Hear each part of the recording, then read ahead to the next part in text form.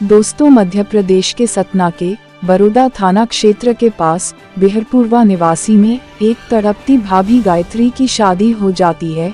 शादी के 1 साल तक उसकी प्यास बुझती नहीं। वो हर रात अपने बदन पर बर्फ रगड़कर सो जाती। उसके पति रजोला का इंजन बहुत ही धीमा होता है। उस गाड़ी को फरारी वाली इंजन चाहिए थी। 1 साल बाद उसका पति चला जाता है कमाने। अब वह और तड़पने लगी।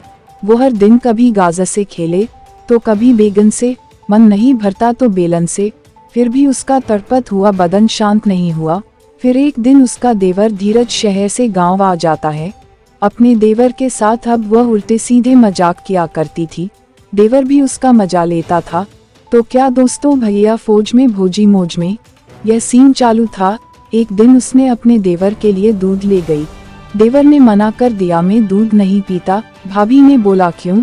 देवर ने बताया, इस दूध में मजा नहीं आता।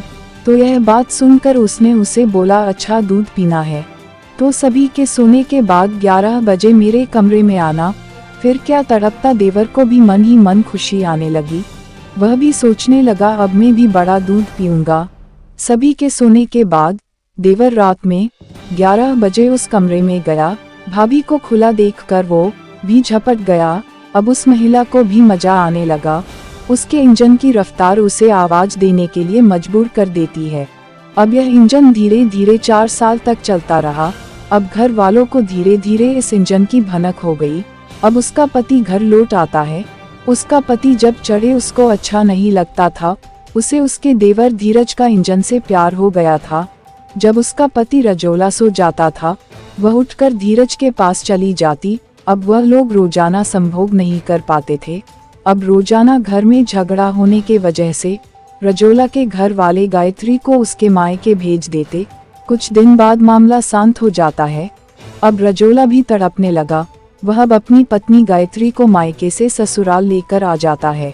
उसी बीच रात दोनों मिलकर रजोला का गला घोंटकर मार देते हैं। अब क्या दोस्तों, अब दोनों सलाखों के पीछे आटा पीसने वाला इंजन चला रहे हैं।